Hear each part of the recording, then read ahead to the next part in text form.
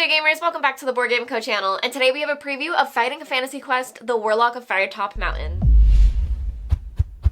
Hey there gamers, it's Professor Meg here, and welcome back to the Board Game Co channel. Today we have a preview of Fighting Fantasy Quest, the Warlock of Firetop Mountain by Ulysses Spiel. Now this is a current Game Fan campaign, so you can check out the link down below for everything that they have planned. This is a sponsored preview, and this is also a prototype copy in front of me, so all rules, components, and things like that are subject to change. Now in Fighting Fantasy Quest, the Warlock of Firetop Mountain, as the name implies, you are on an epic quest, and you are trying to get to the Warlock at the end of Firetop Mountain. And to do so, players are going to have a dungeon crawler-like experience where you're going to be cooperatively moving along different scenarios, trying to accomplish the objectives, and all along trying to do so, you are escalating in the story of what you're trying to do, trying to get closer and closer to the Warlock that is at the center of the mountain. So there is a story that is pulling you along, and this is a game that you're able to reset and play again because there are branching pathways with the different scenarios that you are going to set up. So you're going to set up a scenario fresh every time when you go to play, and then once you beat that scenario, you're able to play another one. If you lose, you will play it again, but you're going to go scenario to scenario trying to get to this Warlock at the end of the story. Now, in front of you is the prototype scenario 1, and we are a few turns in. So it is set up with the 4 heroes here, but I only have 2 player boards showing for sake of space. So we do have our minstrel Lyra and our knight Brahm, but there's also the scoundrel Ceres, as well as the arcanist Lorekeeper Eldrin. So you do have these other heroes that are in play on the board. They just don't have their player boards here showing for you. And as I said, this game is scenario by scenario, so you will have something that shows you how to set up that particular scenario on top of the rules that you play with game to game. So in this, you're going to have this board that has these different boxes set up with letters, and when you set up each scenario, you're going to have cards that you place into those specific areas. So as you can see, this card here, it says 1A on the bottom, and it's placed into the A spot. So all of these cards that you place out, you're going to be interacting with, and it's really going to matter specifically where you place them. So with your scenario setup, you're going to not only pay attention to that, but other tokens that you're going to place out on the board. For example, there's a treasure here, a lock token, and then you're going to have these other tokens that you're going to interact with as well. So first I'm going to go over your player board, and then I'm going to walk you through some turns and how you're going to maneuver around the board. Now, taking a look over here at Lyra, our minstrel, you can see a couple of things going on. So first you have your armor as well as your luck, and your luck is going to allow you to re-roll dice. Now, a lot of the different things you're going to be doing are going to be checks that you're making in the game with different dice rolls, so that's really important, but you're only able to spend 1 luck to re-roll. So you are going to have that. You have a limit to how much you have, and all players start with a certain amount as well. So as you can see, Lyra is a little bit more of a lucky character. Now you also have your armor, which I will get to what that will mean in a moment, but this is where you're going to track that. And then this is going to be your stamina. So players start with a different amount of stamina. She has 5, and you're able to fatigue it, which you will gain 1 back every round, and you're able to fatigue to increase some of your actions, but you're also going to spend some of this to become wounds when you would take damage, which is very dangerous because that needs to be healed to be able to come back over to your stamina pool. So you can see where players don't have a ton of health in this game, but you are able to build up your armor to fight against that as well. Now, players are going to have their general skill as well as movement, so it's going to be a 2 for both of those, and that's going to be how many die you are rolling for particular checks. So other things are going to allow you to add additional die to those, but first and foremost, you're going to have that number there applied when you are doing those. So when I walk us through some turns, we're going to use that number to roll some dice for us. Now, that's also going to be how much you're going to be able to move. And then after that, players are going to have their class. For example, here we have Minstrel, and you have your class skill, which is roll 1 additional die during a certain particular type of test. So if we come up against those tests, then we'll be rolling a base of 3 dice instead for those. Now, we also have 2 abilities that we're able to use one of those per turn. So we have Befuddle, which is spend 1 luck to move an enemy in range of 2 by 2 tiles in any direction. So they're able to not only move enemies closer to them to be able to attack them, but you're also able to move enemies away if you need to as well. Now there's also a Resourceful, spend 1 luck and suffer 1 fatigue, which is going to be one of those, to gain another turn immediately following the current one. You may not use an attack action in the new turn. So that's going to add some flexibility for that player to do other things besides attacking, but definitely moving around the board and taking an additional turn. And again, at the end of each round during the dungeon phase, you are going to heal one of those fatigue back, so it doesn't hurt to be able to use that once per turn. Now, again, just to clarify, the skills are always in play and players do not need to activate those. They will happen whenever it would come up, but these 2 things here are going to be actions that the heroes are able to take, and you can only do 1 per turn. So you have to choose between the 2 which one you would do. But in the example where this player is able to take an additional turn, they may choose a different one on that future turn. Now, finally, players have slots for their inventory. So over here, you can see there are weapons. You have 2 hands, and there are either 2-handed weapons, or you use both of your hands to have a weapon in each. You are also able to make an empty-handed attack, but normally players are going to have enough things to be able to have those slotted. Additionally, there are spots for a head item as well as armor and a foot item. As you can see, we currently have a piece of armor here, the Adventurer's Cloak, which is going to help us a little bit.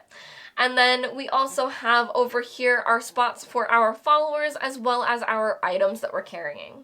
So now that you understand a bit more about the player board and what they're going to look like, at the beginning of the game when you're starting off, you're going to choose which of the heroes that you want to play as before you're setting up that first scenario. So players are going to choose whichever hero speaks the most to them of the different classes, and then when you are setting up the different scenarios, you are going to have the scenario set up, but you're also going to have a piece of lore that's going to pull you into the story so far as well. So I am currently a few turns in, and I want to walk you through what a turn is going to look like, but before we do that, I'm going to catch you up to how we got here and what that looks like. So you do have your scenario setup where you're going to be doing the setup piece as well, but you're also going to be reading the flavor aloud to all players. So your 2-day journey ends here as you stand before the cave mouth of Firetop Mountain.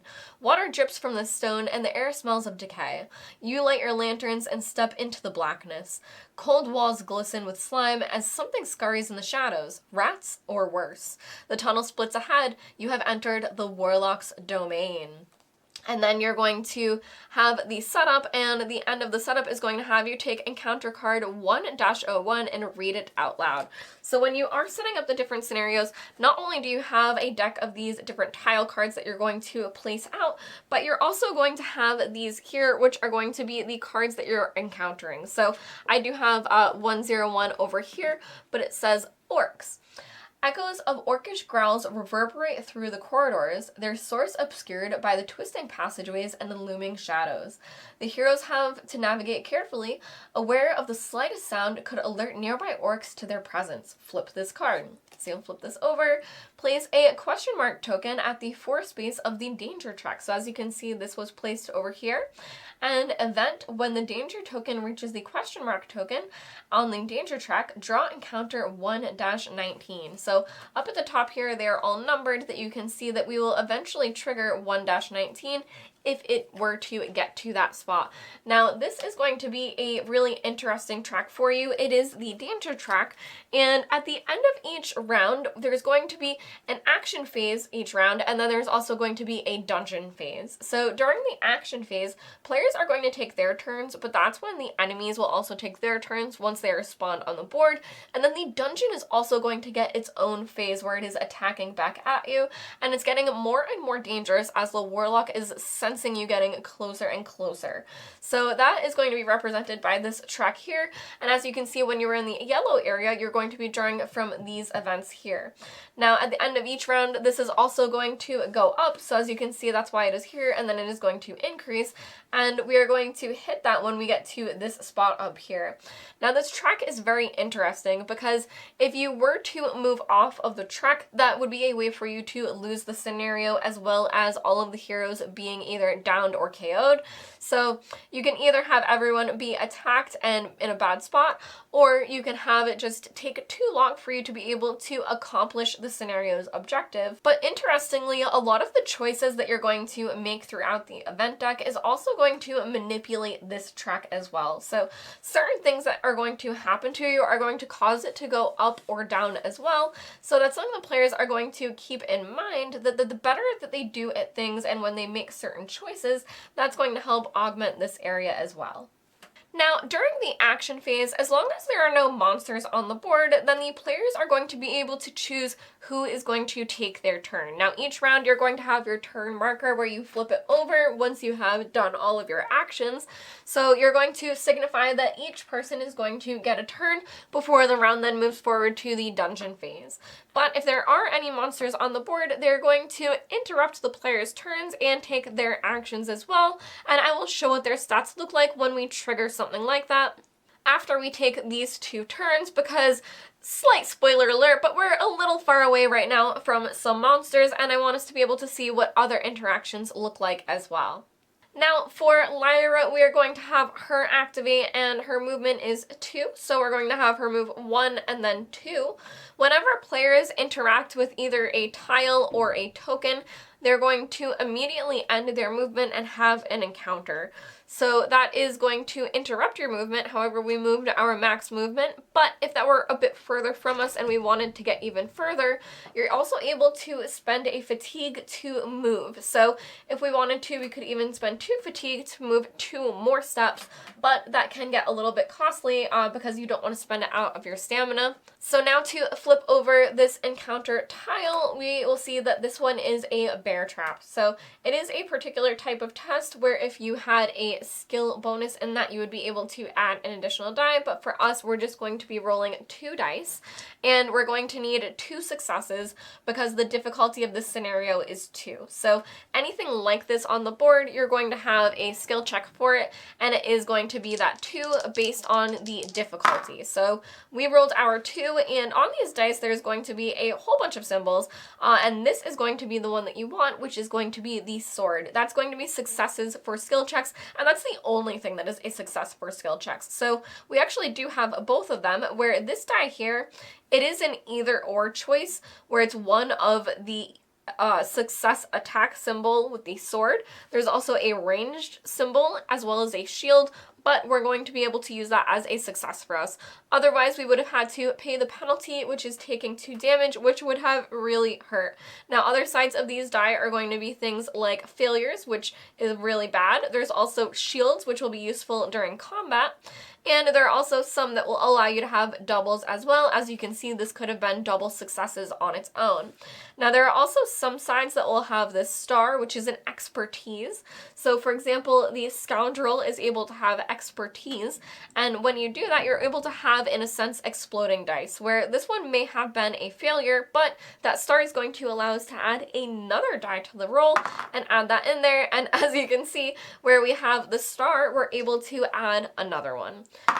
And then it would end there.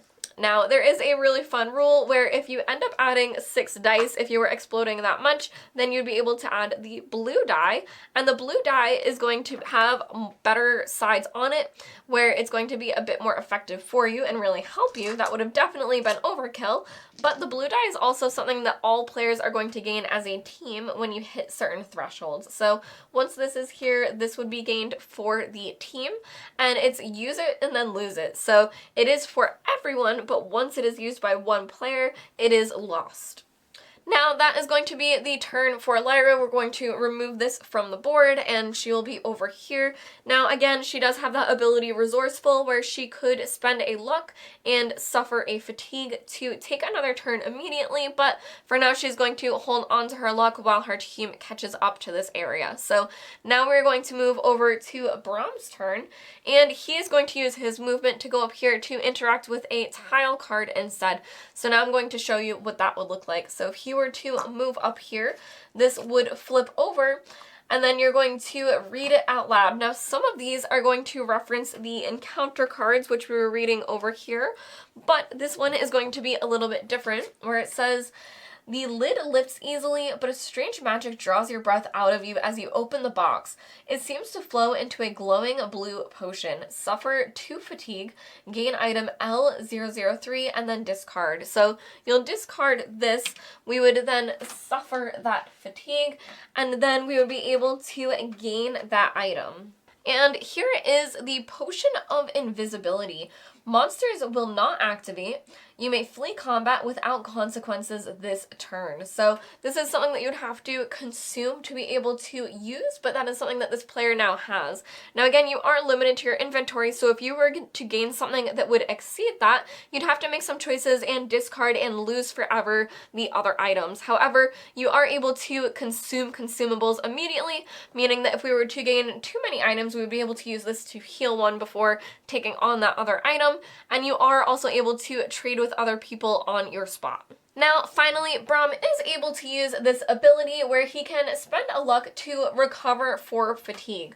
So we are going to have him spend that luck just to recover all of this. He would get 1 at the end of this turn, but instead we'll have him recover all now, and he would finish his turn over there. So now after that, when all players have finished all of their activations as well as any monsters on the board, it's going to move on to the dungeon phase, where first this is going to move up on the danger track. So now we're at level 3, at level 4 we would then trigger this event, but because we are still in the yellow section, we're going to draw a yellow card for the events. So as you can see, they're going to escalate and become more and more dangerous, but for now we're going to draw this, which is Foresight. Reveal 1 encounter token of your choice, but do not discard it. So this is one that's actually good for players, where they would be able to reveal one of these tokens, and they would be able to see what they would need to do for that.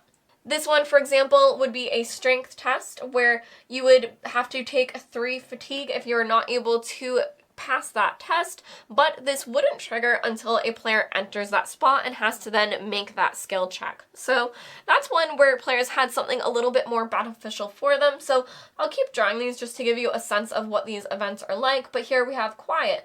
One hero may pay 1 luck to cause this track to go down. So this is somewhere where you can see that you're able to manipulate this as the heroes as well. So perhaps we would have Lyra here pay that luck which she chose to save earlier to cause this to go further down. Now again, I'm having us go through events. Normally you would only draw 1 card, but I want you to see what these are going to look like, so I am just going to draw 1 more, which is each hero heals 2 fatigue, and then this will increase. So that's a little bit of an opposite, where you would heal if you needed to. If you didn't, it would just kind of be a wasted action for you, but this would also increase instead, so you can see where that's going to adjust each round by these cards, and certain other things are also going to affect this as well, so don't think this is the only area where you're going to see that type of an effect.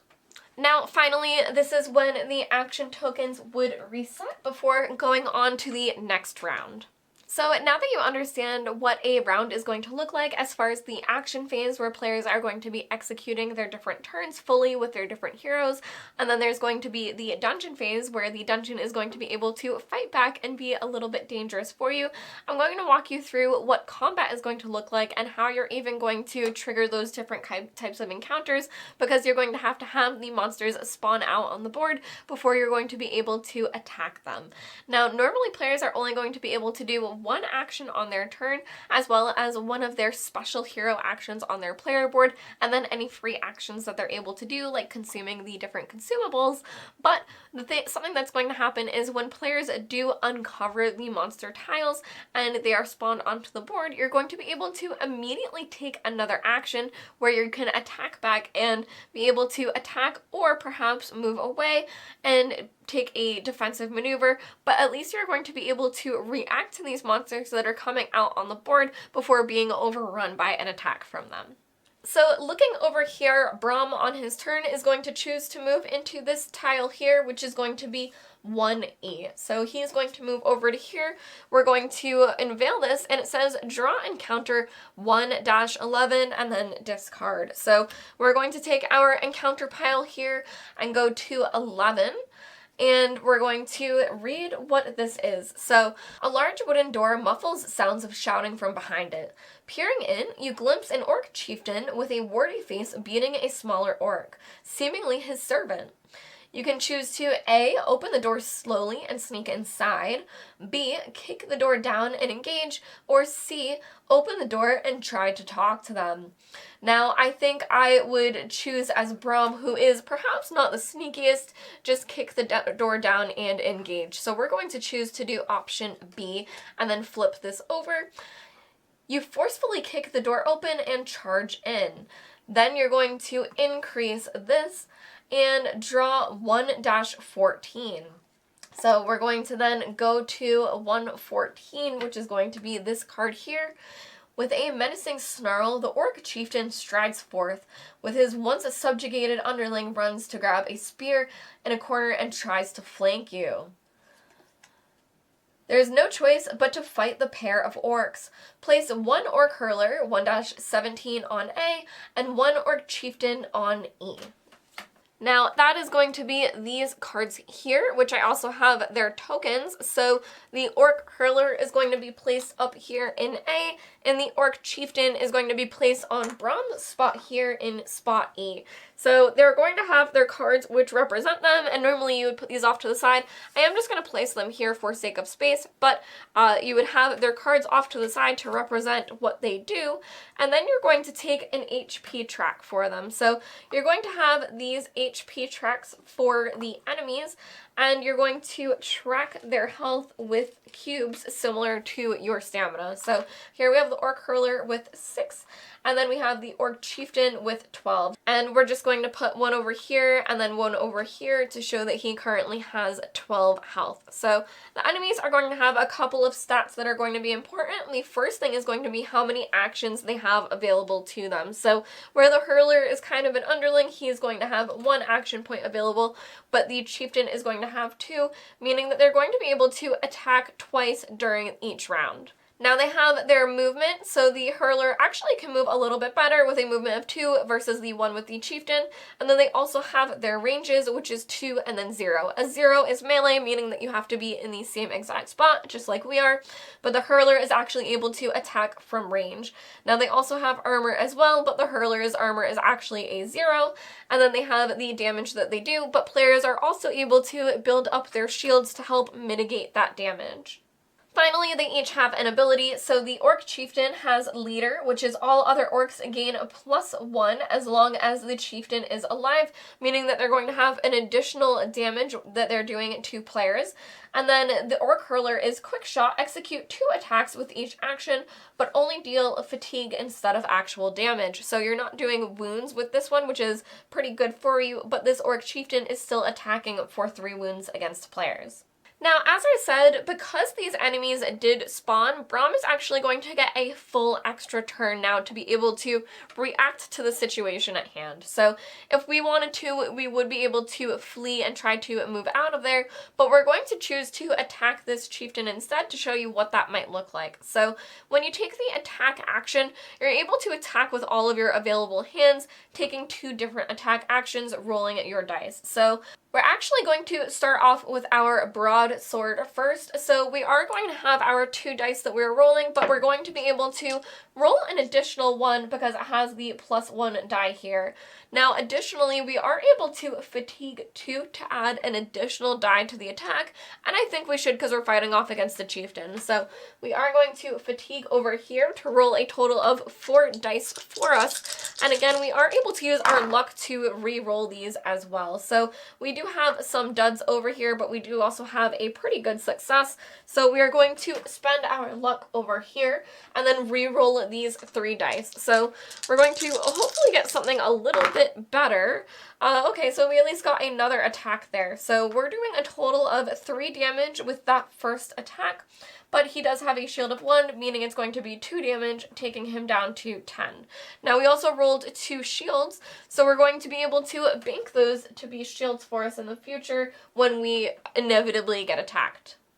Now, additionally, we do have 1 luck left, so we're going to first use our silver knife to attack, but then we might potentially also spend it to use our extortion ability to execute a 3rd attack for this turn. So now we will use our silver knife, and this one doesn't add any additional die, and we would be able to ignore the enemy armor if we fatigued additional stamina, but I'm going to choose us to wait and use exertion instead. We are definitely pushing Braun to his limits, but it's okay. We can do it for the sake of the example. So we are going to now roll 2 dice for our silver knife attack and see where that lands. We do get a success, but unfortunately, due to the armor, that's not going to do anything at all. So we are going to spend our luck as well as suffer that wound, and then we're going to take 1 final additional attack with our broadsword. So it is going to be 3 dice because it is +1 die for us, but again, we're not going to use that special ability for it. We couldn't use it if we wanted to, but that was a pretty good roll where we got 4 successes. So again, he does have his 1 armor, so we're going to do 1, 2, 3 damage to him over here, and now you can see where he is a bit worse for wear, but he's also going to be attacking us back. Now, once Brom's turn is over, now that these monsters are on the board, they're going to have the opportunity to activate as well. So this Orc Chieftain is going to be able to use one of their activation tokens to be able to attack back against Brom without even moving because they are already on the same spot. So they automatically attack for 3 damage, but instead you're able to make a test to protect yourself instead, which is going to be based on your stats for your armor. So we have Rusted Mail, which is 2 dice, and we're only going to count successes, and we're also going to have expertise for these armor rolls. So we are going to be able to roll an additional die for any of those star symbols that come up, but we are also able to boost and roll an additional die for any armor that we spend. So we are going to spend 2 and roll a total of 4 dice just to try to protect ourselves. So we're going to roll all of those and see where that lands, and in these instances, only these shields are going to count as successes. So we currently only have 1 success against the 3 damage, but we do get 2 additional dice due to our expertise. So we'll roll those 2 extra dice and see what we have, and here we have the 2 extra shields that we needed to be able to completely block that attack. So you can see where it's not easy to block all damage from an attack, but it's definitely possible, especially depending on what you have available and if you have some armor already stored for you to be able to add to those rolls.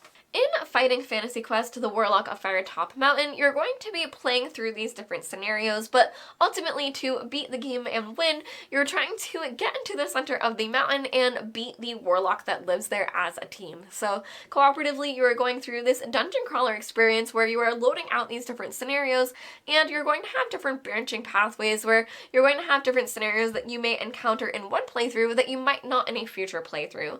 Now, you're also going to have a market phase between each of these scenarios where you're going to have treasure cards that you do gain some throughout each of the scenarios, but you also have your opportunity to spend your gold and buy these different items to make your characters better and better for a future round. So that's how you're going to be increasing these characters' prowess and finding the items that work the best with them. But as you saw, we also have those legendary items that different scenarios will call for those. So as you progress through the story, you're going to have these cool items that the players are going to be able to unlock specifically from the scenario as well. Now, slight spoiler alert for this scenario 1, but players are going to be trying to meet different objectives. So for this one, we were trying to find the exit through this scenario. And as you can see, this tile up here has the lock token on it, which can kind of indicate to you that we were trying to move through that pathway. So players are trying to not only uncover those different tiles and complete the scenario objectives, but accomplish as many things along the way, such as picking up the different treasure tiles and getting some gold, because whenever you take out these different enemies, you're going to be able to roll this die as well and either gain some gold, maybe some health, or hopefully you're going to be able to draw a treasure card for yourself. So you're going to have all of these different ways that you're able to upgrade your characters, pull yourself through these different scenarios, but ultimately the heart of the game is going to be the story that it is pulling you through. You're going to have a lot of different options with with these encounter cards as to how you react to them and what you would do in that scenario. And some of them are going to be rewarding them, some of them are going to be pretty difficult where they're going to have skill checks that you're going to have to make, but ultimately the choice is going to be up to you, and there's a ton of lore and narrative to this game where you're going to be able to read through and really be immersed in the story. So if you want to see everything that Ulysses Spiel has planned, you can check out the game found link down below for Fighting Fantasy Quest, the Warlock of Firetop Mountain. Thank you all for watching the Board Game Code channel. I've been Professor Meg, and I will see you all next time. Bye!